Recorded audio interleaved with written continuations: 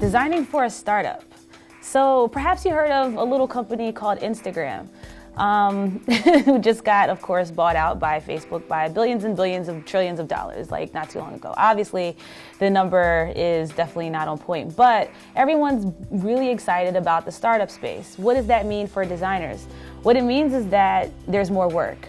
There's a lot of startups that are coming up, like within, it seems like one every minute, being born here in New York, in Startup Alley, or Silicon Valley in California, or even in Austin, which is becoming like the twin capital for startups. At the end of the day, in order to be an effective designer at a startup, you need to know, again, like the principles of what makes good design. You need to know that these companies are coming to you with a vision, but maybe not necessarily a complete one. Or maybe they have money from an investor, and the investor wants all these amazing stuff to happen, like in the design, but you know that it won't work right or it won't function well.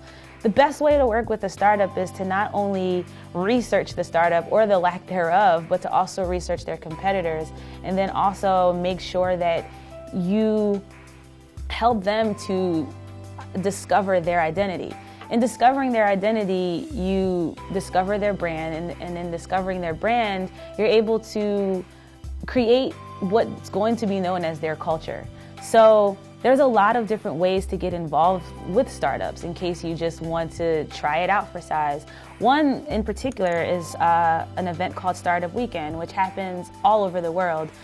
Some of the upcoming events alone are even going to be in Egypt, Thailand, Florida, the Philippines, New York. So there's many different opportunities to get involved with amazing startup companies. Whether you want to be a lead designer on a startup or you want to work with a startup that's already went through funding. Another good site is Elegantly, where designers find amazing startups, and you're basically matched with startups that are looking for great designers like you.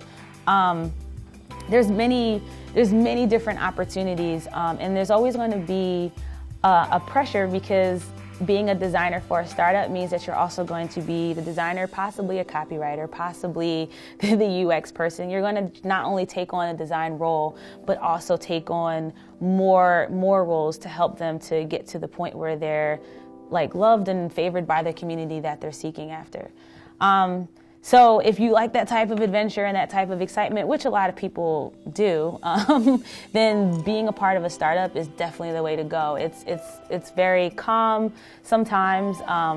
It is very taxing at times, but it can also be an exhilarating and exciting ride.